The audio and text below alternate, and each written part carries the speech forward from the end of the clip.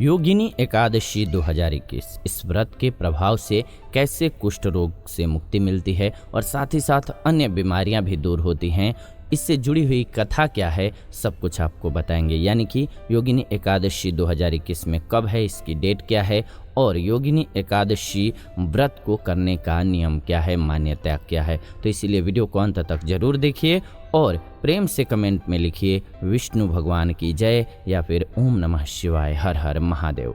प्रत्येक महीने में दोनों पक्षों यानी कि कृष्ण पक्ष और शुक्ल पक्ष, इन दोनों में ही एकादशी तिथि आती है जिस दिन एकादशी का व्रत किया जाता है। ये व्रत भगवान श्री हरि यानी कि विष्णु जी को समर्पित होता है। ऐसी मान्यता है कि जो भी इंसान प्रत्येक एकादशी का व्रत करता है उसके सभी पापों का नाश हो जाता है।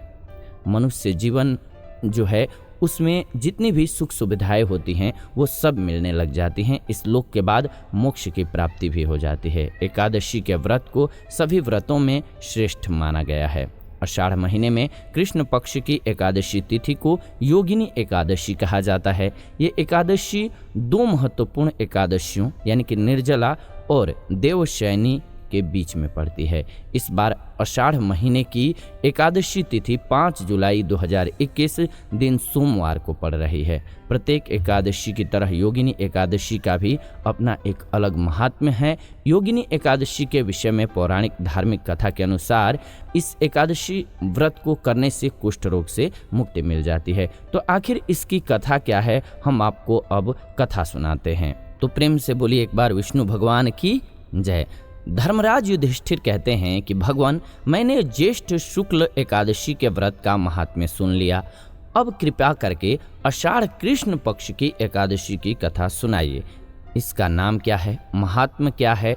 तब भगवान श्री कृष्ण कहने लगते हैं कि हे राजन, आषाढ़ कृष्ण पक्ष की एकादशी को योगिनी एकादशी कहा जाता है। इसके व्रत से समस्त पाप नष्ट हो जाते हैं। यह एकादशी तीनों लोकों में प्रसिद्ध है और यह इस लोक में भोग और परलोक में भी मुक्ति देने वाली है। यानी कि इस लोक में इससे आपको भोग मिलेगा, जितनी सुख सुविधाएं हैं वो मिलेंगी, और परलोक में जाएंगे तो मुक्ति दे देगी। ये तीनों लोकों में प्रसिद्ध है। मैं तुमसे पुराणों में जो वर्णित किया गया है वो कथा कहता हूँ, यानी कि सुनाता हूँ, ध्यान पूर्वक सुनिए। तब भगवान श्री कृष्ण योगिनी एकादशी की कथा सुनाते हुए कहते हैं कि स्वर्ग धाम की अलकापुरी नामक नगरी में कुबेर नाम का एक राजा रहता था। वो शिव भक्त था और प्रतिदिन भगवान शिव की पूजा आराधना किया करता था। हेम नाम का एक माली प्रतिदिन पूजन के लिए उसके यहाँ फूल लेकर के आया करता था। हेम की विशालाक्षी नाम की सुंदर एक पत्नी थी। एक दिन वो पूजा के लिए फूल लेने के लिए पास के मानसरोवर पर गया। वहाँ पर फूल लिया और तुरंत कामासक्त होकर के वो अपनी स्त्री से हास्य विनोद और रमण करने लगा, जबकि वो फूल लिए हुए था। इधर राजा फूलों के लिए दोपहर तक उसकी राह देखता रह गया। अंत में राजा कुबेर ने सेवकों को आज्ञा दिया कि तुम लोग जाकर के माली के न आने का कारण क्या है इसका पता लगाओ, क्योंकि वह अभी तक पुष्प लेकर के आया नहीं है। सेवकों ने राजा को बताया कि महाराज, वह पापी अति कामिक है, अपनी स्त्री के साथ हास्य विनोद और रमण कर रहा होगा। यह सुनकर के कुबेर ने क्रोधित होकर के उसे बुलाया। हेममाली भय से कांपता हुआ राजा के समक्ष उपस्थित हुआ। राजा कुबेर ने क्रोध में आकर के कहा, अरे पापी, नीच, कामी, तूने मेरे परम पूजनीय ईश्वरों के ईश्वर श्री शिव जी महाराज का अनादर किया है, इसलिए मैं तुझे श्राप देता हूँ कि तू स्त्री का वियोग सहेगा और मृत्यु लोक में जाकर के कोढ़ी होगा। कुबेर के श्राप से हेममाली का स्वर्ग से पतन हो गया और वह उसी क्षण पृथ्वी पर गिर गया। भूतल पर आते ही उसके शरीर में श्वेत कोढ़ हो गया। उसकी स्त्री भी उसी समय अंतर्ध्यान हो गई। मृत्यु लोक में आकर के माली ने अत्यंत दुख भोगना स्टार्ट कर दिया। वो भयानक जंगल में जाकर के बिना अन्न और जल के भटकने लगा। उसको रात्रि में भी निद्रा नहीं आती थी, पर शिव जी की पूजा के प्रभाव से उसको पिछले जन्म की स्मृति का ज्ञान अवश्य ही रह गया था। इसी तरह से भटकते भटकते एक दिन वह ऋषि मार्कंडेय के आश्रम में पहुंच गया।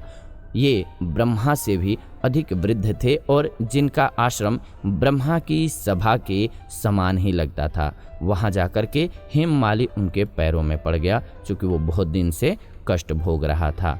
उसे देख करके मार्कंडेय ऋषि ने कहा कि तुमने ऐसा कौन सा पाप किया है जिसके प्रभाव से तुम्हारी ये स्थिति हो गई। तब हेममाली ने सारा वृतांत उनको बताया। ये सुन करके ऋषि बोले, निश्चित ही तूने मेरे सम्मुख सत्य वचन कहे हैं, इसलिए तेरे उद्धार के लिए मैं एक व्रत बताता हूँ। हेममाली को श्राप मुक्ति का उपाय बताते हुए ऋषि मार्कंडेय बोलते हैं कि यदि तू आषाढ़ महीने के कृष्ण पक्ष की योगिनी नामक एकादशी का व्रत विधि पूर्वक करेगा तो तेरे सारे पाप नष्ट हो जाएंगे।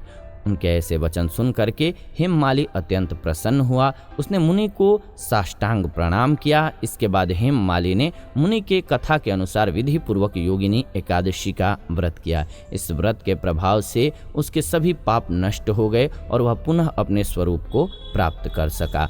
इसके बाद वो फिर से अपनी स्त्री के साथ सुखपूर्वक रहने लगा। भगवान कृष्ण ने धर्मराज युधिष्ठिर से कहा कि हे राजन, यह योगिनी एकादशी का व्रत 88,000 ब्राह्मणों को भोजन कराने के समान फल प्रदान करता है।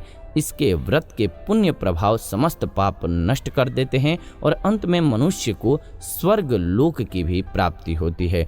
तो ये लोक और परलोक दोनों ही सुधार देता है।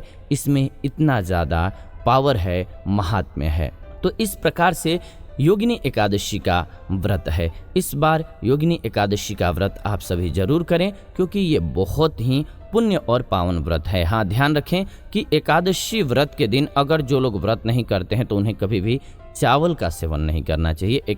कोई भी एकादशी हो उस दिन चावल के सेवन से आप परहेज करें। उम्मीद है कि आपको ये जानकारी अच्छी लगी होगी। ऐसी ही जानकारीपूर्ण वीडियो इस चैनल के माध्यम से हम लेकर के आते रहते हैं। ऐसी जानकारीपूर्ण वीडियोज के लिए चैनल को सब्सक्राइब कर लीजिए, बेल नोटिफिकेशन को ऑन कर लीजिए ताकि नई वीडियो आपको सबसे पहले मिले। आप देख रहे हैं जीवन रक्षा चैनल। फिलहाल इस वीडियो को अंत तक देखने के लिए दिल से धन्यवाद। विदा लेते हैं इस वीडियो से, जुड़ेंगे नई वीडियो में। तब तक खुश रहें, आनंदित रहें। प्रेम से कमेंट में जरूर लिखें ओम नमः शिवाय, हर हर महादेव।